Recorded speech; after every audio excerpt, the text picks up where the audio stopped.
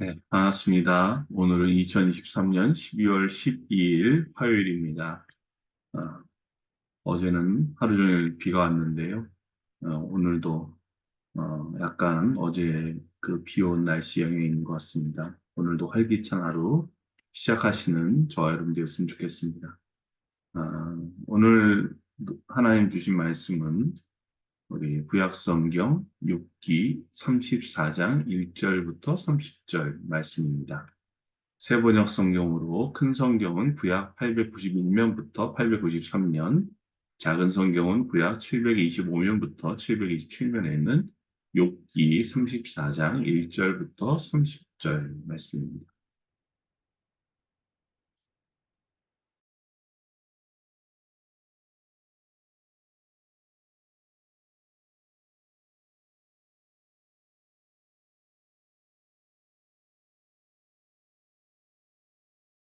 욥기 34장. 엘리후가 욥의 친구에게 말하였다. 지혜를 자랑하시는 어른들께서는 내 말을 들으시기 바랍니다. 아는 것이 많다고 자부하시는 세 분께서 내게 귀를 기울여 주시기 바랍니다.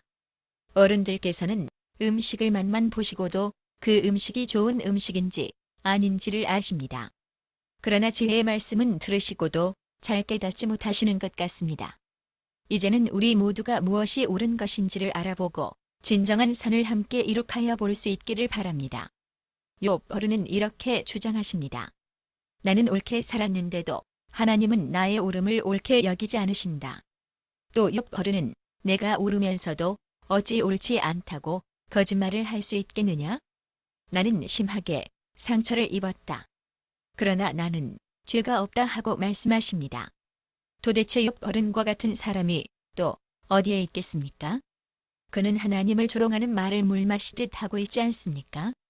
그리고 그는 나쁜 일을 하는 자들과 짝을 짓고 악한 자들과 함께 몰려다니면서 사람이 하나님을 기쁘게 해드린다 해도 덕볼 것은 하나도 없다.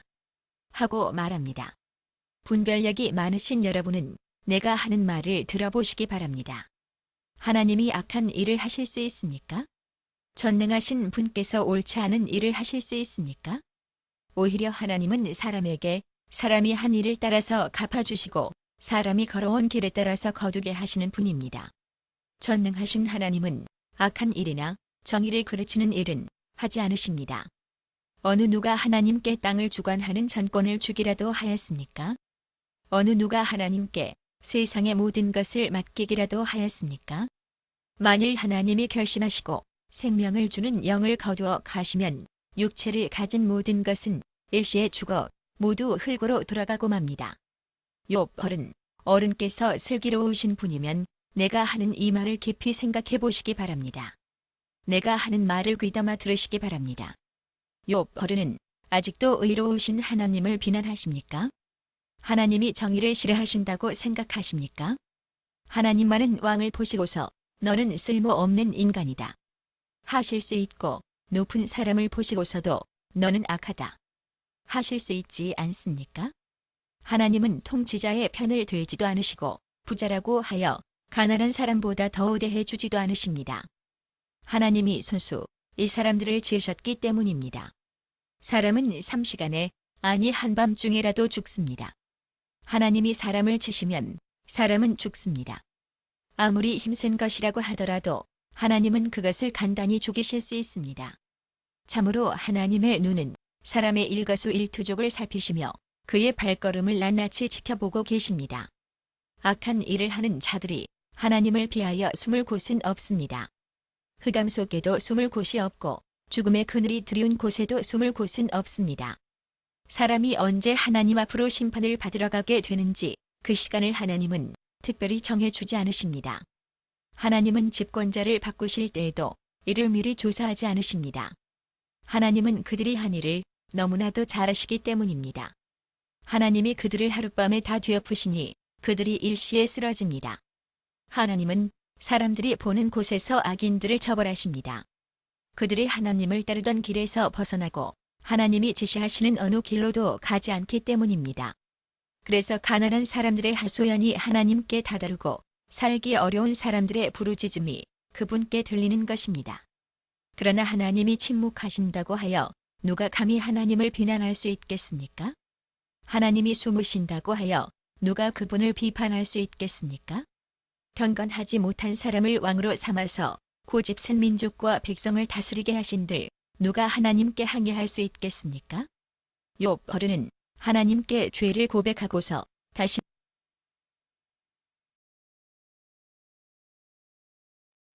네. 네, 오늘 말씀도 계속해서 엘리후의 변론이랄까요? 그 얘기 나옵니다. 엘리후는 맨 처음에 오늘 2절 말씀에서 이런 얘기를 하죠. 어, 욥과 욥의 세 친구들한테 하는 얘기입니다. 여기 보십시오. 어, 1절은 엘리후가 욥의 세 친구에게 말했다고 그러죠. 그러면서 지혜를 사랑하신 어른들께서는 내 말을 들으시기 바랍니다. 그리고 여기 또 재밌는 표현이 있어요.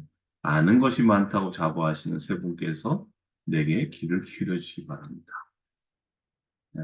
그러니까는 이 엘리후가 아마도 욥의 세 친구가 욥에게 하는 말을 잘 듣고 있었던 것 같습니다.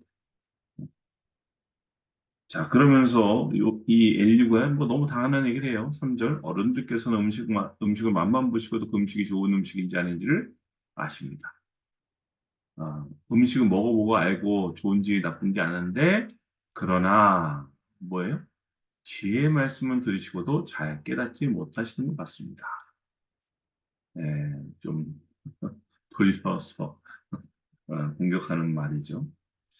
또 이어서 이제는 아, 욥에 대해서 말이에요. 욥이 한 얘기. 그러니까 세 친구 한 얘기는 이렇게 간단하게 얘기하는데요. 욥이 했던 말에 대해서 아주 장황하게 얘기합니다. 5절, 6절, 7절, 8절, 9절까지. 특히 나는 옳게 살았는데도 욥이 하나님은 나의 옳음을 옳게 여기지 않으신다. 이게 뭐예요? 욥이 이렇게 주장했다고 얘기하는 거예요, 엘리후가. 그렇죠? 이거에 대해서 지금 뭐 하는 거예요? 비난하는 겁니다. 엘리후가. 왜 뭘 억울하기는. 당연히 뭔가 문제가 있으니까 하나님이 이러한 어려움을 주셨지. 뭐가 억울해? 내가 뭘 옳게 살아? 라는 거예요. 근데 오늘 말씀에서 제가 반복해서 말씀드린 거지만 엘리후의 말은요, 욥이 했던 말과는 다른 부분이 많아요. 우리 왜 그런 거 있잖아요. 어, 뭐 아무개가 여자를 만났대. 그 얘기가 몇 살만 건너면 뭐예요? 아무개가 내일 결혼한대. 지금 그 얘기입니다. 욥이 하나님께 자신의 억울함을 호소하면서 자기의 의로움을 말한 것은 맞아요. 하지만 욥이요, 하나님은 거짓말쟁이에요. 하나님은 난 싫어요. 하나님이 이상해요. 라고 한 적은 없어요. 근데 엘리오는 욥이 그런 말 했다는 거예요. 하나님이 거짓말하셨다. 하나님을 비방한 욥이 하나님을 비방하더라. 라는 말을 하는 거예요. 욥은요 하나님께 억울함을 호소했지만 하나님의 공의로우심을 인정했어요. 이게 중요합니다. 하나님 주권을 고백했어요. 하나님이 주신 거니까 어떡하겠습니까? 하나님. 이랬다는 거예요. 근데 엘리오는 욥이 하나님을께 원망을 했다는 거예요. 그래서 마치 욥이 하나님을 조롱했다라고까지 얘기합니다. 쭉 보면 여기 하잖아요. 도대체 7절에 욥 어른과 같은 사람이 또 어디 있겠습니까? 그는 욥이에요. 욥 어른 해놓고 그는 그래 뭐래요? 하나님을 어때요? 조롱하는 말을 어떻게 했다고요? 물 마시듯이 막 쉽게 수도 없이 여러 차례 했다는 겁니다. 엘리오는 심지어 욥이요 8절에서 그는 나쁜 일을 한 자들과 짝을 짓고 악한 자들과 함께 몰려다녔다는 거예요. 그러면서 9절 사람이 하나님을 기쁘게 해드린다 해도 덕볼 것은 하나도 없어? 라고 말했대. 예. 하지만 이런 엘리우의 주장은요 전혀 근거가 없는 얘기입니다. 욥이 하나님 원망한 것을 비난하면서 욥에게 문제가 있다. 이걸 강조하기 위해서 욥이 말하지 않은 것까지 얹어서 비난하는 거예요. 여러분 그런 적 있지 않습니까? 그런 경험도 있고, 혹은 그런 가해자가 될 때도 있고요. 말하지 않았는데도, 내 느낌이, 이 사람이 이거 읽은 것 같대. 그 뉘앙스까지 덧붙여서. 그랬다는 거예요. 그래서 엘리가 왜 이렇게 했습니까? 욥의 잘못을 지적하면서요. 하나님의 의로우심을 대비하는 거예요. 그래서 하나님의 의로우심이 더 크다. 욥은 낮고, 욥은 엉망진창이고, 하나님은 위대하다. 이렇게 하려고 지금 이런 얘기를 하는 거예요. 그러면서 우리 12절에 보면 이런 표현이 있어요. 전능하신 하나님은 악한 일이나 정의를 그르치는 일을 하지 않으신다. 그렇게 말해요. 이거 뭡니까? 하나님의 절대적인 의에 대해서 말씀하는 거예요. 그러면서 또 이렇게 말해요. 만일 14절 하나님이 결심하시고 생명을 주는 영을 거둬가시면 15절 육체를 가지고 모든 것을 일시해주고 모두 흙으로 돌아가고 말 것이라는 거예요. 이거 뭐예요? 절대적인 하나님의 의를 강조하는 거예요. 그러니까 욥이 하나님에 대해서 항의하고 조롱하고 이런 것은 아주 크고 심각한 죄라는 것을 지금 강조하는 거예요. 물론 하나님의 절대성, 하나님의 절대의는 다 맞는 말이에요. 하지만 욥은요 하나님을 조롱하거나 하나님의 의로움을 비난한 적은 없어요. 그러니까 이 말이 욥에게 적용되기는 불가능한 겁니다. 또 하나님은 또 어떤 분이라고 그래요? 이게 지금 엘리야가 하는 말은 반은 맞고 반은 틀렸다는 거예요. 네. 그러면서 18절 보면 하나님만이라는 표현을 기억하십시오. 하나님만은 왕을 보시고서 너는 쓸모없는 인간이다 하실 수도 있고 높은 사람 보시고도 너는 악하다 하실 수 있습니다. 있지 않습니까? 그러면서 하나님은 19절 통치의 편을 들지도 않으시고 부자라고 하여 가난한 사람보다 더 우대해 주지도 않으십니다. 왜냐하면 중요한 표현은 하나님이 손수 이 사람들을 지으셨기 때문입니다. 어떤 사람이 왕, 통치자, 부자, 가난한 사람 모두를 하나님께서 지으셨기 때문에 그래서 하나님은 누굴 더 우대해 주거나 편들어 주지 않으신다는 거예요. 또한 하나님은 모든 것을 아시는 분이에요. 우리가 전지전능하다고 표현하죠. 모든 것을 안다. 그렇기 때문에 하나님이 어떻다는 거예요? 네. 사람의 하나님의 눈은 사람의 일거수일투족을 살피시며 그의 발걸음을 어떻게 낱낱이 지켜보고 계신다. 이건 이제 옛날 개혁 성경에서는 감찰하신다. 그래서 감찰하신다. 특히 엘리후가요 28절에서요. 28절 한번 가볼까요? 28절에서 뭐라고 그러는지. 그래서 가난한 사람들 하소연이 하나님께 다다르고 살기 어려운 사람들의 부르심이 그분께 들린다는 거예요. 하나님은 우리의 일거수일투족을 낱낱이 보고 계세요. 그냥 보는 게 아니라 지켜보고 계세요. 지켜보고 있어요. 그래서 힘든, 어려운, 고통당하고 있는 사람들의 하소연이 또 그런 고통당하는 사람들의 부르심이 하나님께 다다르고 하나님께 들린다. 아멘. 근데요, 사람들은 어떻게 생각하냐? 인류의 말이기도 합니다. 그러나 하나님이 침묵하신다고 하여 누가 감히 하나님을 비난할 수 있겠습니까? 하나님이 숨으신다고 하여 누가 그분을 비판할 수 있겠습니까?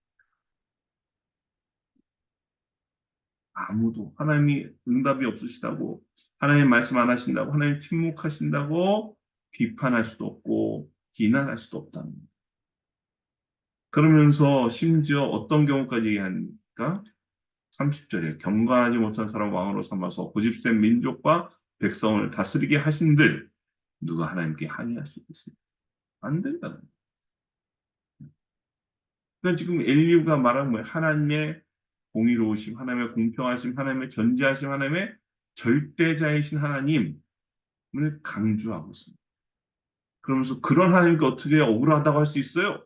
어르신, 꾸짖는 거지요. 사실 이 엘리후가 한 말이요, 뭐 반은 맞고 반은 맞지 않아요. 하지만 왜 그러냐면 맞는 얘기 그냥 일반론에서 맞는 얘기지만 그 말을 적용하려고 하는 요백에는 맞지 않아. 저에게는 맞을 수 있는데 요백에는 맞지 않았어요. 엘리후가 하나님 모르는 사람 아닙니다. 알고 있었어요. 하지만 욥의 상황은 잘 그리고 하나님께서 욥을 어떻게 생각하시는지 즉 하나님의 욥에 대한 평가에 대해선 엘리후가 몰랐어요. 그냥 보이는 현상만 보고 아이고 뭔가 죄를 졌구만 그러니까 저렇게 고생하지 이렇게 본 거예요. 여러분 우리도 마찬가지입니다. 진리를 말해도요 상대의 상황을 알아야 정말 선한 영향력을 줄 수가 있습니다. 아무리 우리가 옳은 말, 바른 소리, 진리를 말해도 그 이웃의 상황과 상태를 온전히 이해하지 못하고 알지 못하면 우리가 말하는 진리는 아무 의미도 없고 아무 영향력도 없어요. 그럼 뭐예요? 진리가 능력을 발휘하지 못합니다. 제가 여기 준비를 생각 깜빡했네요. PPT에서 준비를 했어야 되는데 우리 고린도전서 13장 1절 말씀이 있어요. 고린도전서 13장 1절 말씀 보면 아마 여러분들 많이 아시는 말씀이에요. 내가 사람의 모든 말과 천사의 말을 할 수 있을지라도 내게 사랑이 없으면 울리는 징이나 요란한 꽹과리가 될 뿐입니다. 이웃을 제대로 잘 모르고 이해하지 않고 이웃의 상황을 제대로 돌아보지 않고 진리만 얘기하는 것은 뭐예요? 내가 천사의 말을 한다고 해도 꽹과리 소리 같다는 거예요. 소음이란 소음. 그래서 우리는 뭐예요? 먼저 이웃을 깊이 이해하려는 태도가 필요합니다. 이웃의 상황을, 이웃이 겪고 있는 사건을 함부로 단정지어 생각하거나 그러면 어떻게 돼요? 오히려 이웃에게 깊은 상처만 줄 수 있습니다. 오늘 한번 우리 자신을 돌아봤으면 좋겠습니다. 나는 이웃, 이웃이라면 멀리 있는 이웃이 아닙니다. 가장 가까운 이웃인 배우자, 자녀, 부모, 형제, 성도들, 직장 바로 옆자리에 있는 그 동료들 말하는 거예요. 그 이웃을 너무 쉽게 단정하고 있고 내가 단정한 결과로 그 이웃을 비난하고 있지 않은지 우리 자신을 돌아볼 수 있는 은혜가 있기를 주님의 이름으로 간절히 축원드립니다. 아멘. 기도합니다. 참 좋으신 아버지 하나님 감사합니다. 오늘도 살아계신 역사하신 하나님 주님의 이름을 찬양합니다.